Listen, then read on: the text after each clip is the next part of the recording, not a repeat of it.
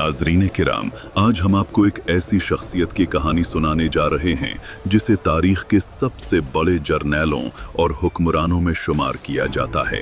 एक ऐसा बहादुर इंसान जिसने अपनी शुजाअत, रहमदिली और इस्लामी गैरत से मुस्लिम दुनिया को फिर से एक किया। वो कारनामा अंजाम दिया जिसे बरसों से नामुमकिन समझा जा रहा था। जी हाँ, हम बात कर रहे हैं सुल्तान सलाहुद्दीन अय्यूबी की, जिन्हें आज भी यूरोप और मगरिब सलादीन के नाम से याद करता है। इनकी अजमत के किस्से सिर्फ मुसलमानों में ही नहीं बल्कि उनके दुश्मन भी इज्जत और एहतराम के साथ बयान करते हैं। सुल्तान सलाहुद्दीन अय्यूबी का असल नाम यूसुफ बिन अय्यूब था। वो 1137 ईस्वी में मौजूदा इराक के शहर तकरीत में पैदा हुए। आपका ताल्लुक एक कुर्द कबीले से था। आपके वालिद अय्यूब और चचा शीरकू नेक, दीनदार और बाकिरदार इंसान थे। यही खानदान आगे चलकर मिस्र और शाम की तारीख में एक बड़ा किरदार अदा करता है। बचपन ही में यूसुफ अपने वालिद के साथ मौसिल और फिर शाम मुंतकिल हो गए, जहां उन्हें तालीम हासिल करने और अस्करी तरबियत पाने का मौका मिला। याद रखें, वो पैदाइशी शहजादा या सुल्तान नहीं थे, बल्कि हालात और अपनी मेहनत के जरिए इस अजीम मुकाम तक पहुंचे। उस दौर में मुस्लिम दुनिया इंतशार का शिकार थी। बगदाद में अब्बासी खिलाफत सिर्फ नाम की रह गई थी। शाम और इराक कई हिस्सों में बटे हुए थे। फिलिस्तीन और बैतुल मुक़द्दस सलीबियों के कब्जे में थे। ऐसे हालात में नूरुद्दीन जंगी एक अजीम मुस्लिम हाकिम के तौर पर उभरे। वो न सिर्फ बहादुर थे बल्कि आदिल भी थे और इस्लामी उखुवत के लिए कोशा रहते थे। सलाहुद्दीन के चचा शीरकू नूरुद्दीन जंगी के जर्नैल थे। इसी वजह से कम उम्री ही में सलाहुद्दीन को फौजी मुहिम्मात में शिरकत करने का मौका मिला। यही उनकी अमली तरबियत का आगाज था। 1164 ईस्वी में नूरुद्दीन जंगी ने सलीबियों के बढ़ते हुए खतरे के पेश नजर मिस्र की तरफ फौज भेजी, जिसकी क़ियादत शीरकू कर रहे थे। सलाहुद्दीन भी इस लश्कर में शामिल थे। उस वक्त मिस्र फातिमी खिलाफत के ज़ेरे नगी था, मगर अंदरूनी कमजोरी और करप्शन ने उसे तकरीबन खत्म कर दिया था। चंद साल की मुहम्मत के बाद शीरकू का इंतकाल हो गया और नूरुद्दीन जंगी के हुक्म पर सलाहुद्दीन मिस्र के वजीर और फिर गवर्नर बने। ये वो मोड़ था जिसने उन्हें एक आम जर्नैल से एक बड़े हाकिम के मकाम पर ला खड़ा किया। मिस्र में इक़्तिदार संभालते ही सलाहुद्दीन ने करप्शन और जुल्म का खात्मा किया, काहिरा का खजाना अवाम में तकसीम किया, खुद एक सादा जिंदगी इख्तियार की और अदलो इंसाफ को बुनियाद बनाया।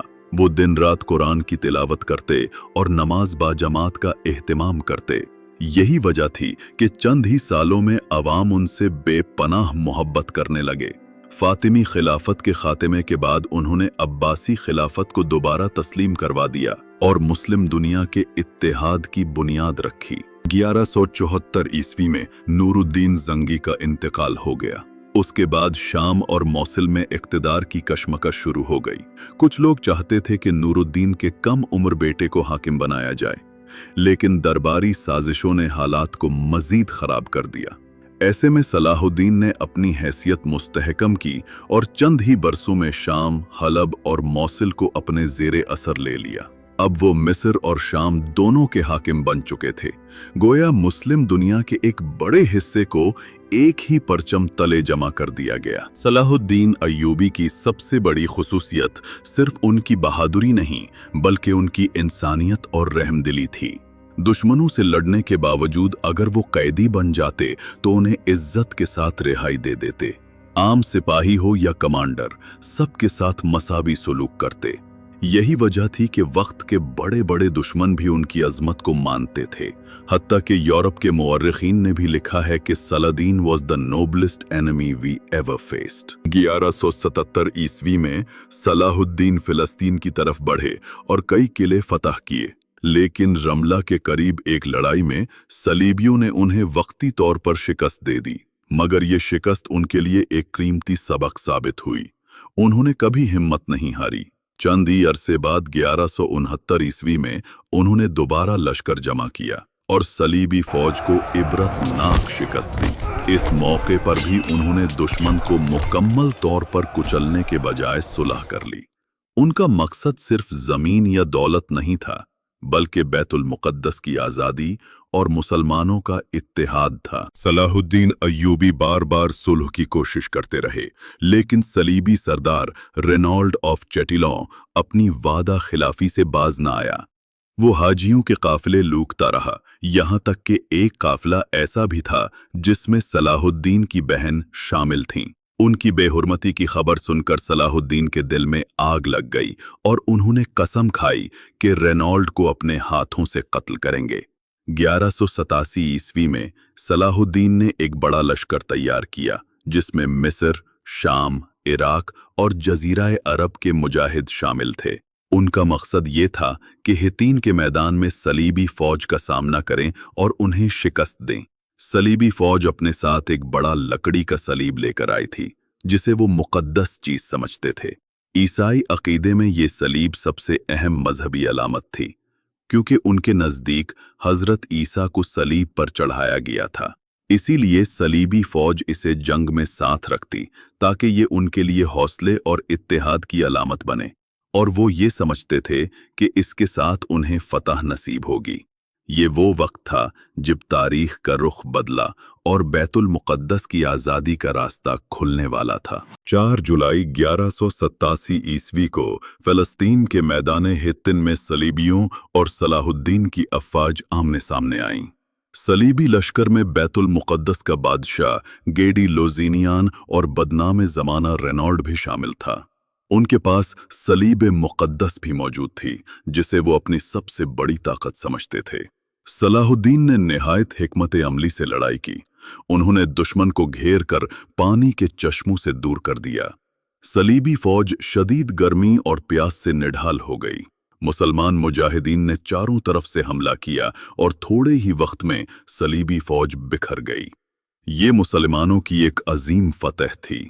हजारों सलीबी मारे गए और हजारों कैदी बनाए गए। जंग के बाद सलीबी कैदियों को सलाहुद्दीन के सामने लाया गया। बादशाह गेडी लोज़िनियान भी उनके साथ था और रेनाल्ड भी। सलाहुद्दीन ने बादशाह को माफ कर दिया, लेकिन रेनाल्ड की तरफ देखकर फरमाया, ये शख्स अहद तोड़ने वाला, हाजियों को कत्ल करने वाला और इस्लाम का दुश्मन है। फिर अपनी तलवार से रेनाल्ड को खुद कत्ल कर दिया। ये मंजर देखकर सलीबी बादशाह कांप उठा, लेकिन सलाहुद्दीन ने कहा, बादशाहों को कत्ल नहीं किया जाता, तुम महफूज हो। ये वाकया सलाहुद्दीन की गैरत इस्लामी और अदल की वाज़ेह झलक है। जंग हित्तीन के बाद सलाहुद्दीन की फौज एक के बाद एक किला फतह करती गई। सिर्फ 3 महीने में पूरा फिलिस्तीन मुसलमानों के कब्जे में आ गया और आखिरकार सितंबर 1187 में वो लम्हा आ गया जिसका इंतजार बरसों से था, बैतुल मुक़द्दस की आज़ादी। 12 अक्टूबर को सलीबियों ने शहर के दरवाजे खोल दिए और शहर बगैर खून बहाए फतह हो गया। सलाहुद्दीन ने फातिहाना अंदाज में शहर में दाखिल होकर सीधा मस्जिद अक्सा का रुख किया। वहां उन्होंने सजदाए शुक्र अदा किया।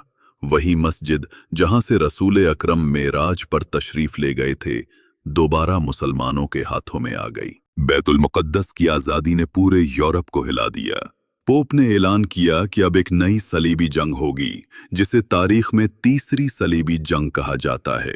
यूरोप के बड़े बड़े बादशाह जैसे कि इंग्लैंड का रिचर्ड, फ्रांस का बादशाह और जर्मनी का शहंशाह सब बैतुल मुक़द्दस वापस लेने के लिए निकल खड़े हुए। ये सलीबी जंग कई साल तक जारी रही। सलाहुद्दीन और रिचर्ड के दरमियान कई जबरदस्त लड़ाइयां हुईं। अगरचे सलीबी बैतुल मुक़द्दस दोबारा न ले सके, लेकिन दोनों के दरमियान एक मुआहिदा हो गया।